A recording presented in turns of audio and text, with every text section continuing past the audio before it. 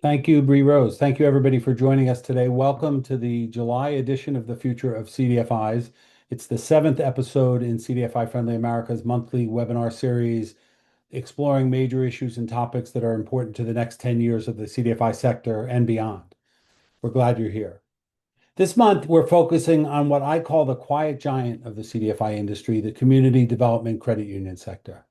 I say that in part because the rising influence of the credit union movement has come with little public attention or discussion, perhaps only outside the credit union world. We'll see.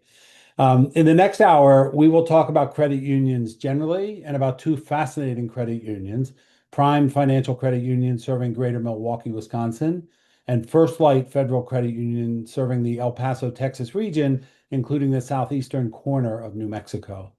I'm eager to learn with you, and we promise to have time for questions and discussion, as Bree said.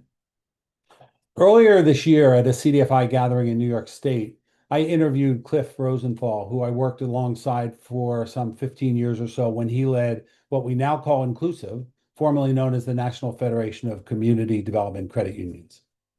The one thing that Cliff said that really surprised me and that I struggled with is that the CDFI industry is not really one industry with four sectors, but four industries bound together by a federal program. I am, I think, self-aware enough to know that Cliff was talking about what the CDFI industry looks to him from his history in the CDCU, Community Development Credit Union space. And I started wondering what the CDFI world looks like from that perspective as well. I realized then that we needed to have the discussion we're presenting today, the rising influence of CDFI credit unions. In my mind and in my experience, no other sector of the CDFI industry checks more boxes as CDFIs than community development credit unions. They are firmly and deeply rooted in their communities by their fields of membership, the ways they define their memberships by geography, occupation, or other bonds that bring people together, and their regulatory designation as low-income credit unions. All of their products serve their purpose of strengthening community, not just those that fit the low-income designation. As depository CDFIs, they offer an array of transactional accounts and services, as well as community development lending of many types, as we'll hear about today. But what really got my attention was the CDFI funds transaction level lending data that CDFI Friendly America obtained for fiscal year 2023. We found out that CDCUs originated more than 68% of the $48 billion in CDFI lending reported that year. Just to give you some comparison, CDFI loan funds that year loaned slightly less than $5 billion, or 9.6% of the CDCU total. And CDFI banks loaned $860 million. That disproportionate fact stunned me and certainly got my attention. As I wrote in the last newsletter I published on LinkedIn called The Future of CDFIs, when the CDFI fund started making awards in 1996, almost exactly 30 years ago today, a little bit more than that, a little less than that, I mean, the assumption among the members of the CDFI coalition that existed at the time was that credit unions would be the big winners of CDFI fund awards for some years in the early years of the CDFI fund until the other sectors caught up to them. But just 2.7 million of the initial $35.2 million in awards in 1996 went to CDCUs, 6 CDCUs in total among 31 awardees. So for the first couple decades of the life of the CDFI fund, CDCUs remained a small and slowly growing share of fund awardees. But things have changed in the last 10 or so years, and I think we're going to start to learn a little bit why today. The significance of the rise of CDCUs at the fund and beyond is that they hold policy capital, if you will, to shape some CDFI fund programs to increase support based on depository services, for example, or to leverage the growing impact of CDCUs on the CDFI sector to seek additional policy changes across the federal government and state governments supporting CDFIs.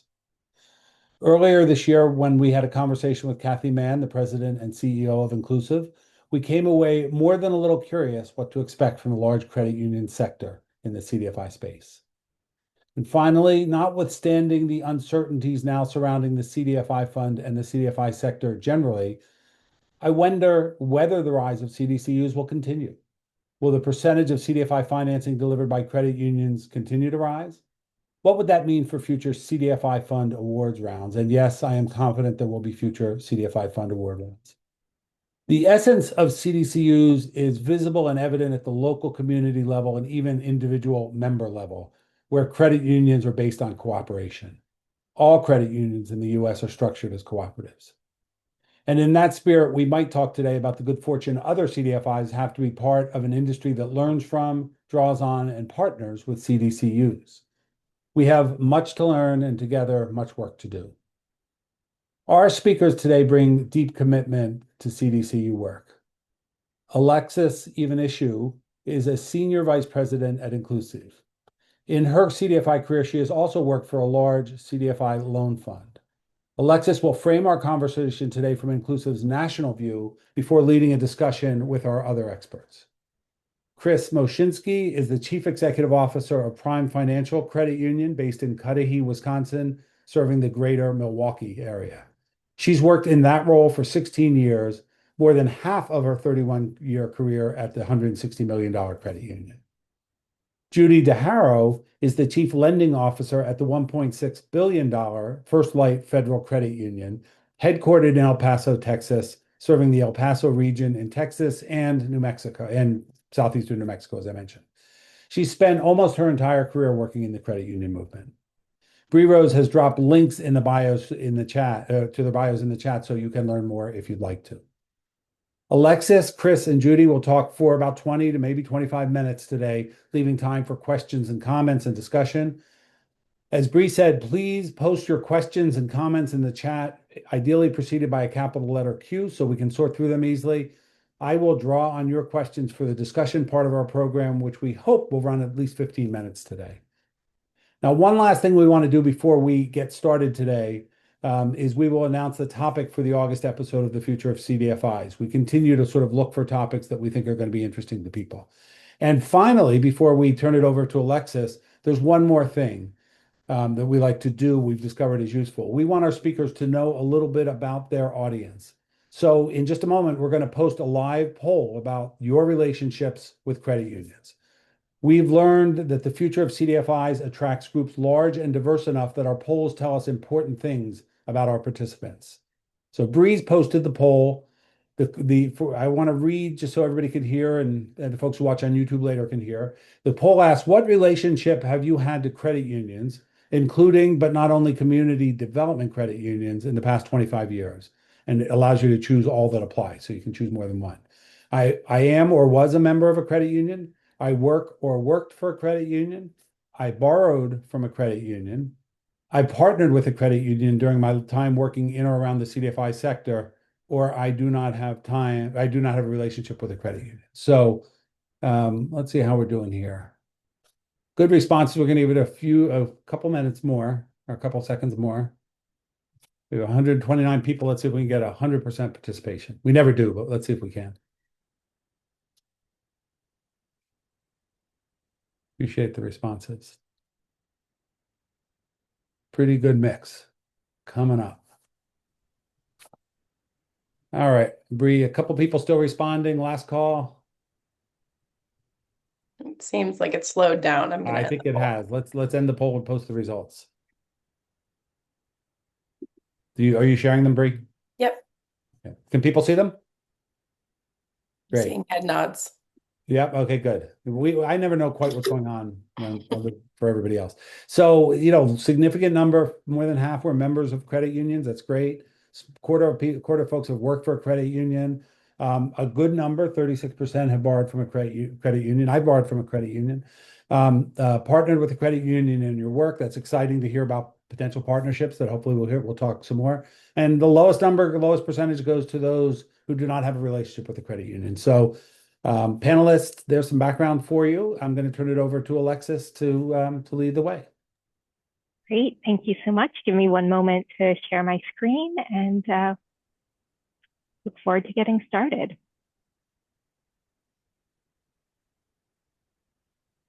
All right. Can everyone see that well? Great. So thank you for having me on today. We're really excited to be here. I'm Alexis Iwanisziw. As Mark said, I lead policy and communications at Inclusiv. And Inclusiv is both the national network of community development credit unions. And when we say community development credit union, that includes CDFI credit unions, but isn't limited to them. It's other mission-driven credit unions as well that are low-income designated, MDI, or just hold a strong commitment to advancing financial inclusion in their communities. We've got members all across the country, almost every state, and a really strong presence in a lot of the territories as well, including Puerto Rico and the US Virgin Islands. In addition to being a network of credit unions, we're also a CDFI ourselves, and we invest in community development credit unions to help them grow, to help them deepen the impact of their lending. So that's Inclusiv in a nutshell. I'm gonna just share some quick disclaimers just to say this is our opinions and analysis. Please don't make any binding legal or financial decisions based on it. And diving in to the topic that Mark teed up for us, we really have seen significant changes in the composition of the CDFI sector and the growth of community development credit unions as CDFIs over the last 10 years. So this chart, I bet a bunch of you have seen a version of it. The baseline is from the Federal Reserve Bank of New York, sizing the CDFI market. And you can see that, 2017, 2018, 2019, pretty steady. Then we've got about 290 CDFI certified credit unions, just under 1,100 CDFIs total. And so then we start seeing it creeping up. And take a look at 2023. We go up to 529 and 1,487 overall. And this is really the year that Mark was talking about with that 68% of lending figure. And we'll dive into some of those numbers in a minute. But first, I want to try to address Mark's question of what drove that growth, what was going on there. So we're aware of two very specific factors that were driving it, and really both have to do with some of the disasters and challenges that communities all across the country were facing. And I think, as we all know from having worked in this sector, those of you who were here during the pandemic, especially, CDFIs really stepped up to serve their communities in a huge variety of ways during that time. And that growth led to additional funding. So that was one driver, potentially credit unions and other types of CDFIs that had been working in the model, qualified as CDFIs, but maybe hadn't pursued certification before, stepped in and started doing that. And Inclusiv was providing support to our members to do that. There's also a really interesting local story in Puerto Rico that's driving this. As you all may remember, in 2017, Hurricane Maria hit the island. There was widespread devastation, and the credit unions in Puerto Rico, or cooperativas, just stepped up incredibly. Banks took weeks to reopen. The cooperativas were hours, sometimes days, and they were there in their communities, providing cash, providing access to electricity, just making sure that people were okay and had what they needed to weather those storms. And what they saw coming out of that was incredible growth. Their membership increased 12%, their lending increased 16%, and they needed capital to sustain that growth. And Inclusiv came in and helped them access training and support, and helped over that time period that we're looking at on this slide, from we started in 2018 and going into the early 2020s, helped 77 cooperativas get CDFI certified. So a full third of that increase is from work in Puerto Rico that happened from our team there. And we were also really privileged to have support from across the credit union movement in helping promote the model to other credit unions, again, that were doing that work. When we hear from our speakers today who are at credit unions and they tell you about what they were doing before they became a CDFI versus after, there's not a material change in their mission or their type of work. The designation is a recognition of the work that they've always done and the structure that they've always held. So that's really the peak that we're looking at there. But that peak didn't entirely hold. To Mark's point, as we look toward the coming 10 years, we can see that these numbers have gone down, both overall for the total number of CDFIs and for the number of CDFI credit unions. We're still above our 2019 numbers, But we've seen in that most recent data release from the CDFI fund that just came out about a month ago, that there has been a fairly significant drop in the number of CDFI credit unions. And although we don't know the full story behind every single credit union that isn't recertified anymore, there are two key trends that we can point to that explain at least some of it. One of them is something I know every single person on this call is probably familiar with, which is the changes to the CDFI certification process. We all know the CDFI fund, needed to make changes. It was for a good reason, and it is now significantly more time intensive, more complex, and requires a lot of long runway paperwork. And so we do know that there are some credit unions that are fully committed to the model that either just needed a little more time and are planning to reapply and recertify later, or simply decided because they hadn't really participated in a lot of grant programs that it wasn't necessarily worthwhile to make that lift, and so decided to drop out of the certification, but again, continue doing the work in that model. The other driver that has been a longer term pattern is that as the CDFI fund has made updates to bring fresh data into the investment area methodologies and has made changes to the approved target market methodologies, some states have really seen declines in the number of investment areas that have made it harder for folks, especially credit unions, when you think about their field of membership. As Mark alluded to, credit unions might have, for example, a geographic field of membership where they serve specific counties or specific cities. And so if that's where you're serving and suddenly there aren't investment areas there anymore, that can be a real challenge for maintaining your certification. So we've seen some folks drop out because of those patterns as well. But really, despite these changes, we have seen that CDFI credit unions, again, are doing an incredible job advancing financial inclusion for their members, building homeownership opportunity, advancing small businesses, just really being in their communities and meeting people's needs. And so I'll show a couple of slides to just give a quick snapshot of that, and then I'll be really excited to turn it over to our conversation. So this data that's showing here is from the same source Mark mentioned, the fiscal year 23 ACR report from the CDFI fund. And to the same point about CDFI credit unions making about 68% of all loans, they held about 65% of assets, a huge majority of financing capital, and really excelled in reaching people with development services. That's, 3 out of every 4 people who participated in a CDFI development service went through a credit union for that financial coaching or first-time homebuyer education, small business support, all of those programs that our credit unions offer that are so important for people's financial well-being. So that just gives a sort of overall sense of what our role in the CDFI movement is, and we'll dive into some stories to really illustrate that going forward. This is just a quick snapshot to show you where are the CDFI credit unions. Maybe, you're curious about that. You can really see the concentration in Puerto Rico that has absolutely held up.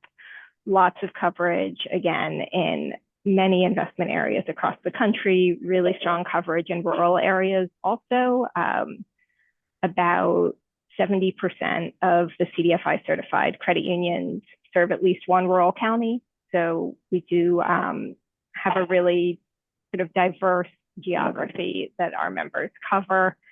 And these 363 credit unions mapped here serve about 13 million members in total. So reach a pretty good portion of the US population. And then just to close us out, this is more for when we send the slides around, but if folks would like to learn more, we've got a lot of great resources that let you really dive into the impact and data behind CDFI credit unions, and we'll share that out. So with that, I would love to invite Judy to come in and talk a little bit about her credit union. Good afternoon, everyone. And I want to thank Mark, Alexis, and Bree for inviting myself and Chris to have this conversation with everyone today. Thank you for letting us be here. My credit union, I'm with FirstLight Federal Credit Union out in El Paso, Texas. And we started as a credit union that served we were a defense credit union serving Fort Bliss here in El Paso, which is now the second largest base in the United States.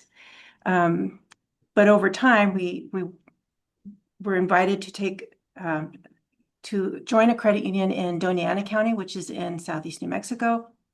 And that's how we got our footprint there. And over time, we've just been able to expand to community charters to where now we serve both the El Paso County and Doña Ana County, New Mexico counties, all as one. But we also border Juarez, Mexico. So our service area also expands to the 2 or 3 million people that live over there because people come to El Paso to work.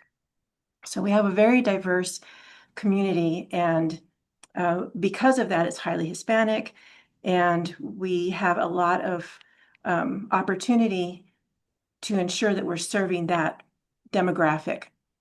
And so we're very excited to be here and talk a little bit about how we've expanded as a CDFI as well. Great. Chris, I'll flip it over to you. Okay, thank you. And again, thank you, Mark and Bree and Alexis for having us today. I'm Chris Moczynski, President and CEO at Prime Financial Credit Union. We serve the greater Milwaukee area. Milwaukee is the largest city in the state of Wisconsin. We're a very urban credit union. We were founded in 1923. We were Wisconsin's very first credit union.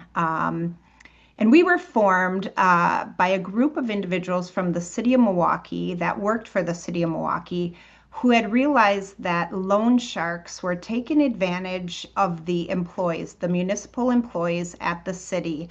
And there was a German individual who had known of the cooperative credit union movement who brought the concept here to Wisconsin and said, we need to come up with an outlet to help protect our employees from these loan sharks. Well, fast forward 103 years later, we're still serving that same purpose. You know, we're protecting our members from predatory lending. We're helping those members achieve, products and solutions and dreams that they may not have been afforded the opportunity from other financial institutions.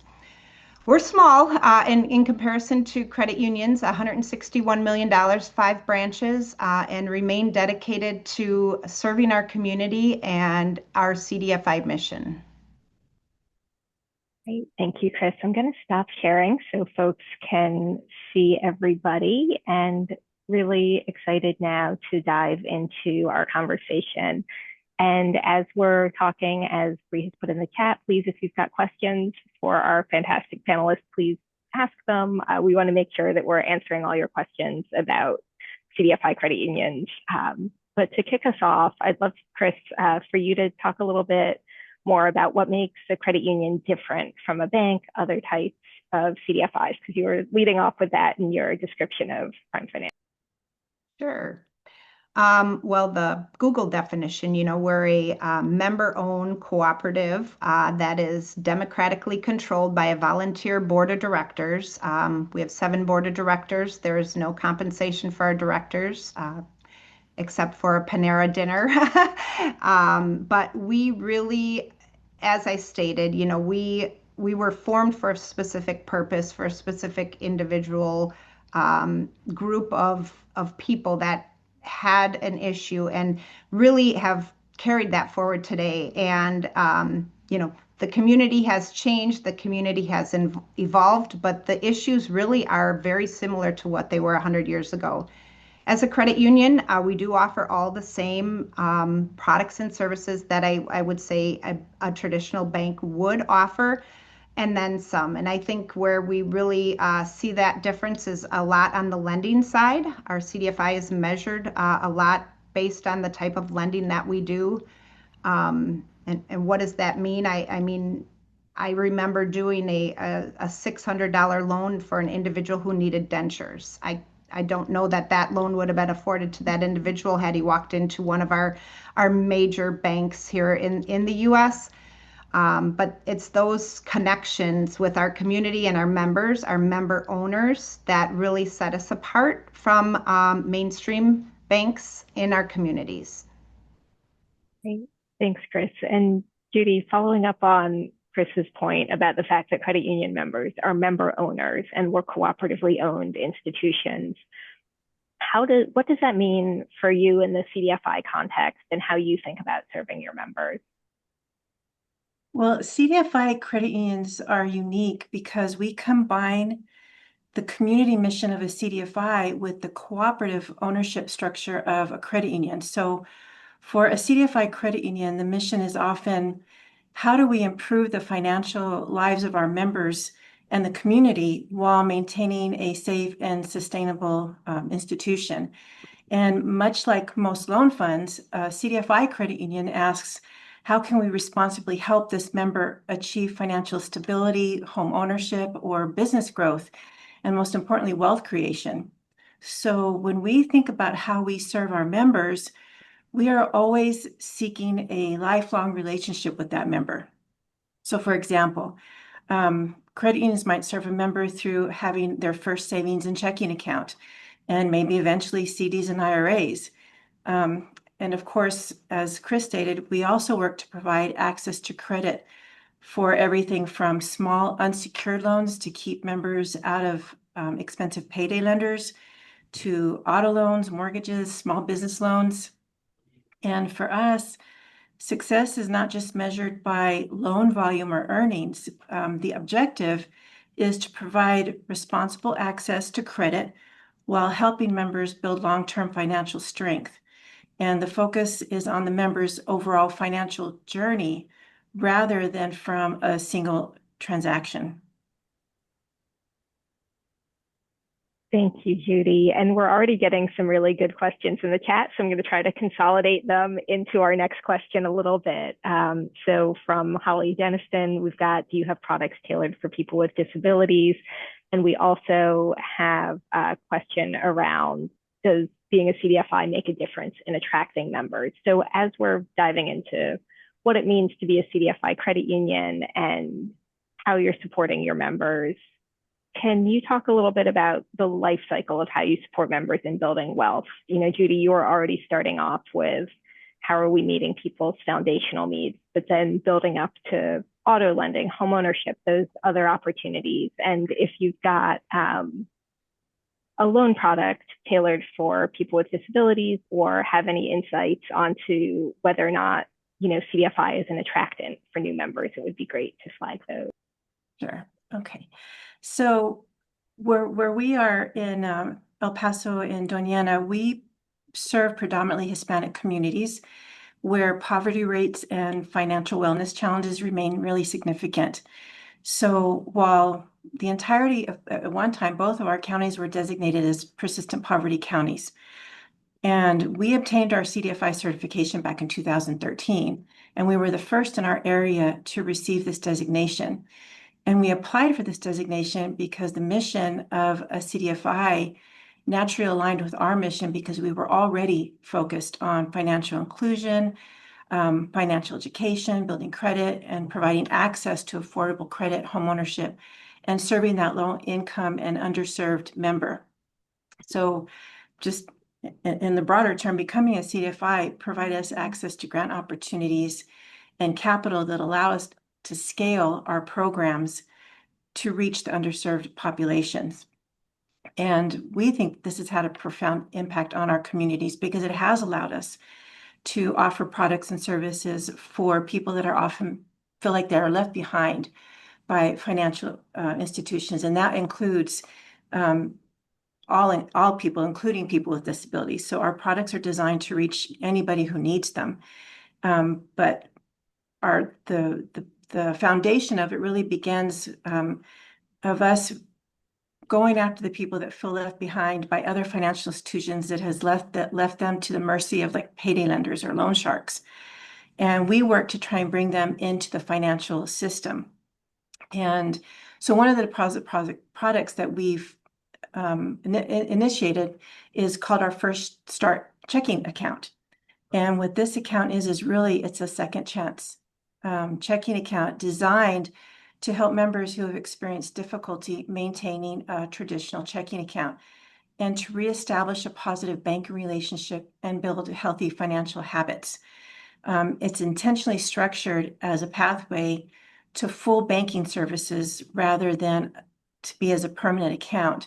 So it has certain limited privileges that it can use, like you get debit card, e-statements, online banking, but it doesn't allow things like bill pay and remote deposit capture, overdraft privileges. And after a certain amount of time and some financiation, they can graduate into our traditional checking account. And that's on the deposit side. But another way that we try to bring members into the financial system so that they don't feel like they need to go to payday lenders to cash checks or things like that, because that becomes a really vicious cycle dependency for people, is one of the issues that we have, and I think that this is just nationwide, not necessarily here to where we're very low income, is that we know that most of our members don't even have enough in their savings to pay for an unexpected $500 expense, which causes them to go to payday lenders. So we have a product called Express Loans, which is a short-term, small dollar loan that is offered at a much lower rate than what they would get at a payday lender. We don't check credit, and the loan is based solely on the member's relationship with us as a credit union. And members can apply for these loans 24 hours a day, 7 days a week. And if they meet the requirements, the funds are immediately posted into their account. So there's no waiting. They get it right away. In addition to that, part of our efforts to support financial well-being and wealth building includes one-on-one financial counseling and education. We have 37 certified financial counselors on staff within our branch network that work with members to help counsel them into financial health and stability. In addition to that, we offer a variety of credit opportunities to establish under repair credit. And that would include things like we have a credit rebuilder program where it's a debt consolidation to pay off debt and help establish good pay history. We offer secret credit cards, which I know a lot of places do that. We also have a mortgage readiness product where it's a 50-50 loan. 50% of the loan goes into a savings account to help them build savings to afford a home. And the other 50% goes towards a debt consolidation to help pay down their debt and improve their credit rating. And all of these initiatives that we have are aimed at promoting financial mobility for our community.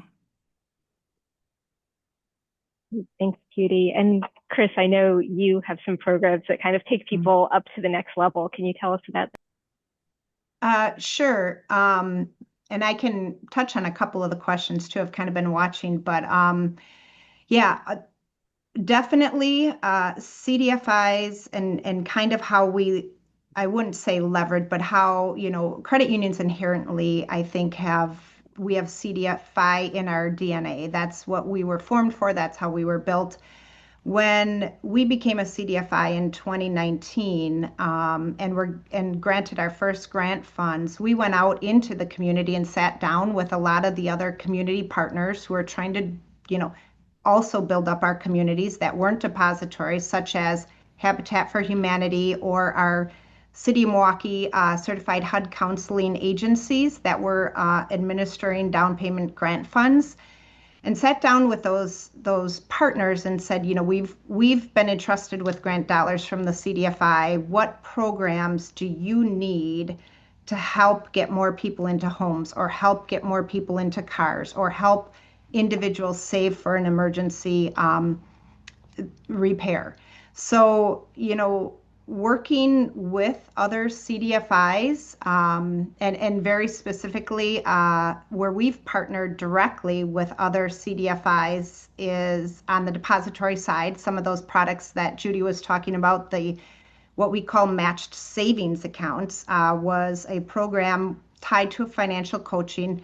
We put 35 individuals through that program, and at the end of the program, one of the single mothers during the graduation ceremony came up to me and said, I just want to thank you and your organization for allowing this program to happen and helping me and holding my hand. You've now given me the boost I needed and the confidence I've needed to save. And she said, I'm going to do the 100-day challenge, putting extra dollars in an envelope every day. And I'm going to come back to you after that 100 days and tell you how much I've saved, where she's never been able to save before in her life. So it's very, the CDFI fund has entrusted us, with dollars and grants. We have programs. We've expanded those programs, tailored those programs, came up with very specific needs of other partners in our community to fill a void that other mainstream financials weren't able to do. We do have very low average deposit balances. I saw that as a question. So as a financial, I think our average deposit balance is about a quarter of what our industry average is. I will tell you, I have had a mainstream bank walk into our branch and say, we're having a hard time getting loans out in a certain community, and I see that you're a CDFI. Can we partner? Can I put money on deposit with you so that you can continue to do the lending that you're doing? And then we can also support those efforts in sort of a CRA type initiative. So. Thanks, Chris. And could I ask both of you, you're addressing a lot of the questions in the chat, and I know we'll leave some for Mark to pick up too. But Judy, if you wanted to add anything about the average balances and sort of the mechanics of how CDFI credit union lending work, please feel free to jump in, but would also love both of you to talk a little bit about the homeownership programming that you offer, because both of your credit unions have done really amazing work in that area. And Judy, we'll turn it to you, and then Chris, if you want to follow. Sure. So being in a community or two communities that until just last year were the entire counties were designated as persistent poverty counties. Savings rates are very low here. So we work very closely with our financial educators to get out and help people understand budgeting and help get them out of the cycles that they're in with feeling that they have to borrow. The difference here, serving a large Hispanic community, is you have many that are afraid of the financial network. Coming over from Mexico, they don't trust financial institutions.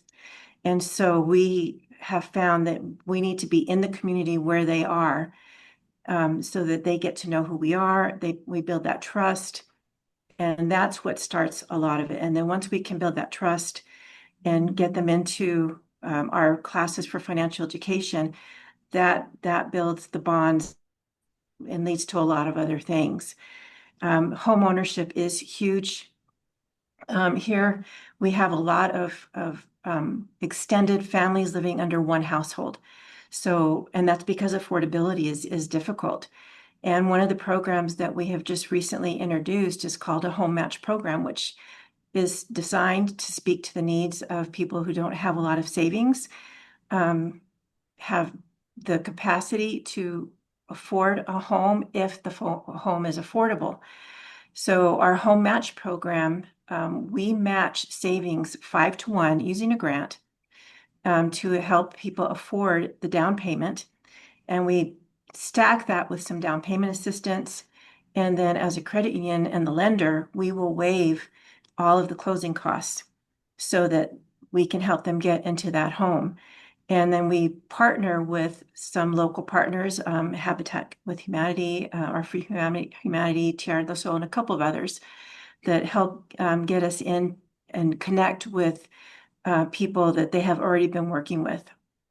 And part of that program, we do the 5-to-1 match, but they also go through a required series of financial education that brings them into basic financial concepts, what a savings account is, what a checking account is, how to budget. And then it builds into understanding the mortgage process, what it means to be a homeowner when they go to closing, and what to expect once they're a homeowner, what type of expenses to be prepared for. And all of our classes are bilingual, Spanish, English, so that we can make sure that the people attending those classes genuinely understand what we're trying to get across to them. So I think we've got 2 more minutes. So I want to turn it over to Chris to talk about her work on homeownership. And if either of you would like to do like a quick lightning round, thinking about partnership with other CDFIs, how you've done it, what you would like to see, because we're getting so many great comments in the chat about opportunities for partnership. And hopefully Mark can pick that up and explore it more in the Q&A. Yeah. So on the mortgage lending side, really where we've made our partnerships and our connections are with those certified HUD counselors in the city of Milwaukee. There's 4 major ones. We are at all of their, their presentations, their first-time home buyer workshops, work with them to really tailor those mortgage products. I saw one of the questions was about individuals who may have limited credit history, and absolutely we have done a ton of work in that space, and it is what I call old school lending, where you're getting alternative trade sources, and most of the time it's paper, and you're validating that those individuals have the means to make their payments, not on a traditional credit line, but through other sources we call alternative trades. And we have been doing that for the last 9 years. So, and very successful at it. Partnering with some of the other CDFIs, absolutely. And really other big players. So the Federal Home Loan Bank of Chicago did a pilot this year. We also partner with Habitat for Humanity, but we're very highly regulated. We have to have our earnings at a certain level. We also have to have our capital at a certain level. And so we can't give away mortgages for free. We have to, balance that. So, and that interest rate risk. We came up with a program with the Federal Home Loan Bank of Chicago in which they are buying Habitat for Humanity loans throughout Wisconsin and Illinois at 250 basis points below market rate. Each member of the Federal Home Loan Bank of Chicago has been given $1 million in access to do that. We use that in a month and a half. So there is the demand, there is the need. It's a great program. If we can continue to leverage other big system partners, such as Federal Home Loan Bank of Chicago, WIDA in Wisconsin, here's some of those other partners, to be able to do programs like that collectively that help build our communities, I think is really the future of where CDFIs need to be going. Thank you. That was a wonderful exchange. There's lots more details and clearly a lot of interest in some cross-fertilization on this conversation. And so we look forward to being able to follow up on that. And I may come back to some other detail-oriented questions. I now want to ask a question of Alexis. And both you, Chris, and you, Judy, can follow up if you're interested. I want to ask a little bit about the regulatory environment for credit unions, because like community development banks, you have a regulator. That's a whole layer of engagement and responsibility that loan funds don't deal with, or certainly don't have the same kind of environment to operate in. In this administration, at the banking regulators, the administration has sort of backed away from, all but the most sort of core functions of regulation, and but at the same time have not promoted community reinvestment or that sort of thing in this. So I'm curious what it looks like in the credit union world. I know that the credit union, the NCUA's board was depleted, I would say politely. And so what impact is that having on you? Let me ask you, Alexis, and then I'd love for Chris and Judy to sort of weigh in how that affects you as an individual individual credit union. Yeah, I think actually Chris and Judy are really going to have the interesting perspective on how this is playing out. But yes, Mark, as you flagged, the NCUA board is usually 3 people. It's down to 1 person right now. And there has been litigation around the board members who were fired from their positions. It's still in progress. In terms of how the credit union system also, some credit unions are state chartered, some credit unions are federally chartered. So at the federal level, we've got the National Credit Union Administration, the NCUA, that is the regulator, and they have embarked on what they've called a deregulatory project, where they've been, for the most part, actually removing guidance from existing regulations rather than making really deep substantive changes to the regulation. So I'd be interested, Chris and Judy, we haven't talked about this, your perspective on how much that's changed anything, or whether you haven't seen a material difference in the exams. One other thing to note is that the NCUA also lost a fairly good proportion of its staff in the federal layoffs and RIFs, and so they are also working with fewer examiners and in some cases potentially less experienced folks as they've tried to backfill positions. Yeah, that's very important. Chris, do you want to go? Sure.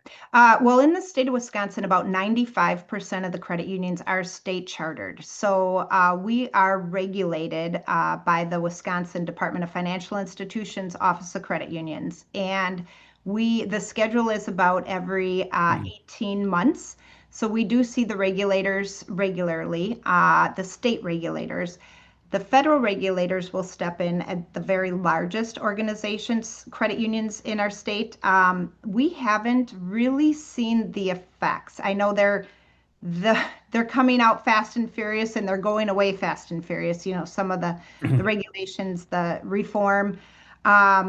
As of right now, you know, we're just really digesting. We haven't seen any practical day-to-day changes in our regulatory environment right now. It's just continuous passing of information and education for our board almost on a weekly basis, sending updates as to what's been posted and coming out. So. And Judy, do you have the same kind of sort of, you know, new regs, no new regs, you know, I mean, the same kind of sort of volatility and regulatory oversight? Yes, we have not really seen any lessening of the regulatory burden yet. There's a lot of talk about it, but we have not experienced anything like that yet. I think what's most frustrating for us as credit unions is there's things that are published, but they're not finalized and they're out for comment. And then, you know, you've got things from the current administration where they post new changes that are going into effect like in a month, and there's no way that you can respond to those that quickly. So it creates a lot of confusion and frustration. And we're a larger credit union. I worked as a CEO at a smaller credit union several years ago, and I know the burden that, you know, when you're a CEO at a small credit union, you wear a lot of hats. And to pile on top of that a bunch of regulatory requirements, it makes it very difficult. And does that have an impact? Obviously, it costs money to try and figure out how you're going to react to those things operationally, but it also can sort of get in the way. You can sort of get frozen because you're not sure whether you should do this or do that. Is it having that impact on you in some way? I would say for us in our demographic, because we're highly Hispanic and we're on a border, a lot of what's going on right now with ITIN and the lending and opening accounts, it's got a lot of our community and our members fearful. Can you say a word about what it is about we all know ITIN, but can you say a word about what they're doing around ITIN that's making it harder for you? Well, the requirement to report on people that are using an ITIN. And in some cases, we have accounts with no social security number at all. So that makes people very fearful. And people that we've worked so hard to get into the financial system so that they're active part, they feel like they're actively part of the community, are now starting to withdraw. And that's really sad. Yeah. Takes a toll. Chris, are you seeing the same? Are you having the same kind of, even though absolutely, state regulated? Yeah. And you know, as far as state regulators, I think Wisconsin is pretty really good at understanding. You know, their credit unions, we do things. We're very highly regulated, and you know, we don't jump in all, you know, both feet at the same time. You know, we are very conservative in how we're doing things, making sure they're very aligned, mission driven. But I will say kind of just generally the scare in the community.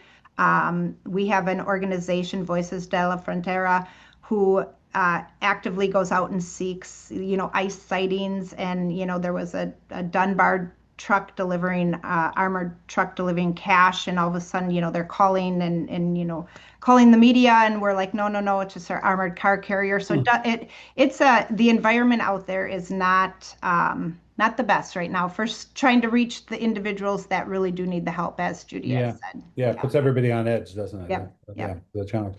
Let me ask another quasi-regulatory question, which is, I'm curious how the requirement the CDFI fund now has on certified CDFIs and on awardees that they need to in their own backhanded sort of way, say that they're not involved in DEI in any way, right? And I'm sure for both of your constituencies that's significant. I know for credit unions generally that's significant.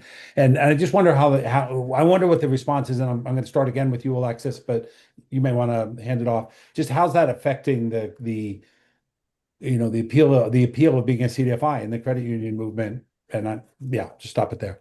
Yeah, it's a great question. So the new certification standards that you're mentioning, not everybody has had to sign them yet. Yeah. They're out there, they exist. And so some of this, we don't know the full consequences yet because it's a bridge a lot of people haven't had to cross yet, where they have to make the decision to look at, like, do I have an ERP grant that potentially conflicts with these requirements? Am I committed to doing work that potentially conflicts with these requirements? Or, is the way this is laid out something that I can live with and still fulfill my mission and be a part of it? And we are waiting to see what that will look like and trying to work with our members on that. I will flag that we are also very concerned about those broader full scope of federal government rulemakings that are in progress with SAM.gov and that OMB uniform guidance update that's in progress, because those are even more sweeping potentially. So let me ask you, Alexis, at your convention, which was I think last month or 2 months ago, I think actually, and was this something people are talking about, or is everybody just in a wait and see mode? So we've definitely, people have been talking about these issues, and CDFI is always a very popular topic at our conferences across the full scope, everything from how do we advocate for the release of funds and make sure that, the benefits Congress intend are getting out into communities, to these challenges, like how do we continue to fulfill our mission, given the new requirements that are coming down? And absolutely, that's been a topic of conversation. Yeah, quick question. One more quick question to you, Alexis, and then Chris and Judy, I'm going to leave the last question for you. As a policy agenda for Inclusiv, for the industry, for the sector, whatever you want to call it, right? Obviously, on the CDFI front, I'm sure you're as active as all the other sectors in advocating defending the CDFI fund and advocating around that. Do you have a broader policy agenda or a longer term policy agenda around? And that's why I was asking about regulation, because you have a lot of things to deal with. What does that policy agenda look like from the national perspective? Yeah, so absolutely, we're part of all of the multi-sectoral CDFI work, again, getting the funds unlocked, ensuring there's accountability from Congress, and that the Office of Management and Budget is no longer able to tie up those funds and sit on them. So yes, all of that is a key priority and really is aligned with one of our key policy priorities, which is resourcing the CDC movement. And that can be much broader. That can also include advocacy with the federal home loan banks, for example, the pilot Chris was mentioning. That's a fantastic example of something we'd love to see other federal home loan banks take up and replicate and work with credit unions. We also are very interested in advancing affirmative policy work on promoting homeownership opportunity. There are lots of interesting bills out there, including on the CDFI front, the Afford Act, which I'm sure most people on the call are familiar with, advancing small business opportunity, addressing some of the challenges that have come down with SBA that mirror what we've been talking about with CDFI. As well as advancing access to affordable clean energy, which is not something that's necessarily really popular or going to move forward in Congress right now, but is so important in terms of making sure people can be resilient to weather disasters, high heat events, all of that. And credit unions have a really vital role to play in that kind of closing gaps in household budgets and ensuring access to those opportunities. Thanks. And I'm going to go into lightning round for Chris and Judy to go back to the question I had after I talked to Cliff Rosenthal 6 months ago or so, which is both being a community development credit union and being a CDFI a both and sort of thing, or is it an either or thing? In other words, do you think of yourselves as CDCUs who are also CDFIs? Do you feel like you are, and this is we're biased sample here since you're both on because you're CDFIs, but or do you feel more sort of, no, I'm really a credit union, I do the CDFI thing on the side? And just a quick answer, because so Chris. I can jump in. Yep, we are a CDFI. Yep, and that is brought so many unintended, like our staff now has, a purpose when they come in every day. We're not providing banking, we're a CDFI, and it has helped the morale, our journey as, everybody rallies behind it. They have a purpose for coming into work. We are a CDFI. Wow, that's great. Judy. Agreed. We are a CDFI. That's what we do. It's in our fabric of how we got started, and it's been how credit unions have been designed and operated since they were created. And that will continue to be the case. That's wonderful. Thank you. I just because we're running up on the hour, I want to say thank you, Judy. Thank you, Chris. Thank you, Alexis. Thank you, as always,